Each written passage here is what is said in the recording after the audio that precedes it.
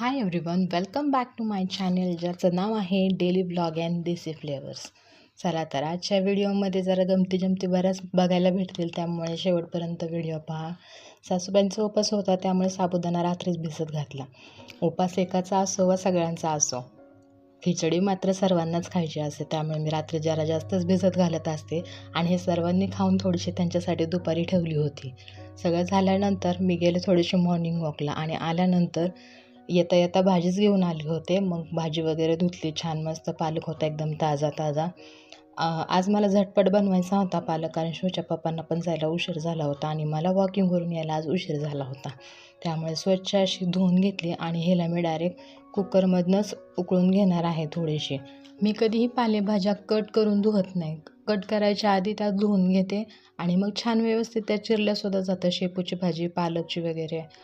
मग काय पालक धुतला, चांगला चिरला आणि मग त्याला कुकरमध्ये बॉईल करायला टाकला. त्यामध्ये माझ्याकडे चण्याची डाळ नव्हती, त्यामुळे मी थोडीशी तुरीची घातली, नाहीतर नेहमी मी चण्याची डाळ वगैरे घालत असते. आणि थोडासा आंबटपणा येण्याकरता त्याच्यामध्ये 2 टोमॅटो कट करून घातले. काहीजण आंबट सुक्याची भाजी वगैरे पण घालतात. 2 शिट्ट्यांमध्ये भाजी अशी मऊ झाली होती. तिला थोडी मॅश करून घेतली आणि कढईमध्ये छान तेल तापत ठेवलं. लसूण मिरचीचा ठेचा करून त्यामध्ये छान परतून घेतला आणि ती मॅश केलेली भाजी त्यामध्ये ॲड केली. थोडंसं मीठ वगैरे घातलं, हळद घातली आणि जर आपल्याला स्टार्च हवा असेल तर म्हणजे पातळ किंवा घट्ट जसं आपल्याला हवा असेल तसं, कारण मी थोडीशी घट्ट करणार होते भाजी. आणि मग पुढे शेंगदाण्याचं कूट वगैरे घातलं आणि 10 मिनटं छान मंद आचेवरती भाजी उकळू द्यायची. छान म्हणजे एकजीव होऊन जाते ती. आणि खरंच अशी करून बघा, एकदम चवीला भन्नाट आणि अप्रतिम लागते आणि घरात आमच्या सगळ्यांना आवडते. चपात्या म्हणजे माझ्या झाल्याच होत्या. कणिक वगैरे मळून घेतली होती, छान भिजली होती कणिकसुद्धा. वॉकिंगला जातानाच कणिक मळून ठेवली होती, त्यामुळे मला चपात्या करायला काही अवघड गेलं नाही. पटापट चपात्या वगैरे करून घेतल्या आणि ह्यांचा टिफिन भरून घेतला.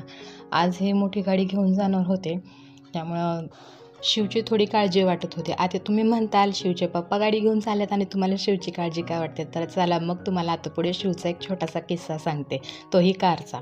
शिवला त्याच्या पप्पांची कार खूप आवडते. पप्पा कार घेऊन बाहेर गेले की शिव लगेच, कार कुठे गेली, पप्पा कधी येणार, अगदी दिवसभर हे विचारत असतो. आज शिव स्कूलला गेला होता आणि त्याच वेळेत पप्पासुद्धा कार घेऊन कामाला गेले होते.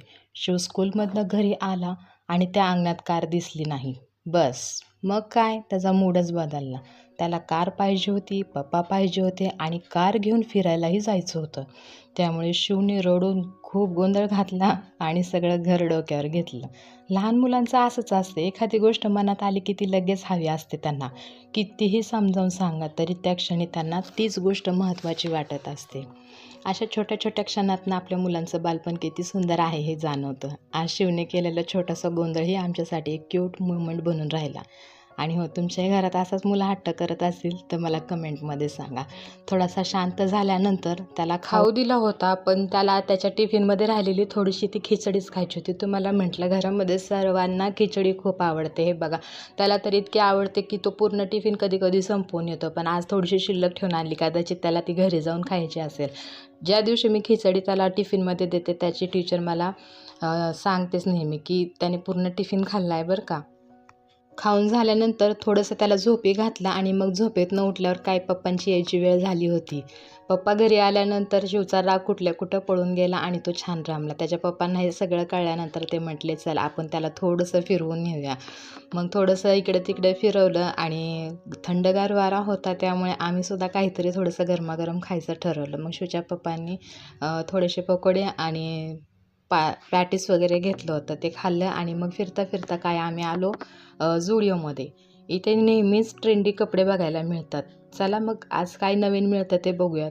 इथे ड्रेसेस आणि टॉपचे खूप छान ऑप्शन आहेत. कलर, डिझाईन खूप सुंदर आहेत. प्राईस रेंज पण बजेट फ्रेंडली वाटते, त्यामुळे शॉपिंग करताना बरेच इथं ऑप्शन मिळतात. मला शिवसाठी काही कपडे घ्यायचे होते, पण शिवच्या मापाचेही नव्हते आणि तसं मला शिवसाठी काही आवडलेच नाहीत. पण असे मुलींसाठी वगैरे खरंच खूप छान इथं कलेक्शन आहे. स्त्रियांसाठी आणि जे कुणी वेस्टर्न कपडे वेअर वगैरे करतं त्यांच्यासाठी एकदम भन्नाट ऑप्शन आहे. नक्कीच इथं व्हिजिट द्या. तर शिव मात्र इथं छान रमला होता. तो बाहेरचं दृश्य वगैरे त्या काचेतून करून बघत होता आणि मुलांना कसं एकदम लाईट्स वगैरे असं त्यांना त्यामध्ये ते रुमून जातात. इकडं नेलपेंट वगैरे होत्या मला घ्यायच्या होत्या, पण शिव तिथल्या सगळ्या बॉटल्स घेऊन खेळायला बघत होता. त्यामुळे म्हटलं नको, एखादी फुटली तर हा डोक्याला काहीतरी ताण करून ठेवेल. मग इकडं आम्हाला शूज वगैरे घ्यायचे होते शिवच्या पप्पांना, पण त्यांना काही आवडले नाहीत. शिव मात्र छान त्याचा रमला होता, त्याचा सगळा राग निघून गेला होता. चला आम्ही त्याच्यासाठीच बाहेर आलो होतो. चला कुठे ना कुठेतरी तो रमतोय, खेळतोय आणि त्याचा मूडसुद्धा छान होतोय. त्यामुळं आम्ही तिथं थोडंसं फिरलो, घेतलं तर काहीच नाही. घ्यायचं होतं पण तसं काही मनासारखं भेटलं नाही. मग निघालो आम्ही घराच्या दिशेने. इथे आम्ही नेहमी वॉकिंगला येत असतो, पण आज जरा पावसाचं वातावरण होतं त्यामुळे थोडीशी पाणीपुरी वगैरे खाल्ली आणि मग घरी आलो. घरी येता येता हा सगळा भाजीपाला आणला आणि तो लगेच ऑर्गनाईज करून ठेवला, कारण पावसामध्ये बाहेर जाणं शक्य होत नाही. आणि बहिणी तर इतकी छान कोवळी आणली होती. चला तर मग व्हिडिओ आवडला असेल तर व्हिडिओला एक लाईक करा, चॅनलला सबस्क्राईब करायला नक्की विसरू नका. आपण भेटूयात पुढच्या अशा नवीन एका व्लॉगमध्ये. तोपर्यंत बाय बाय.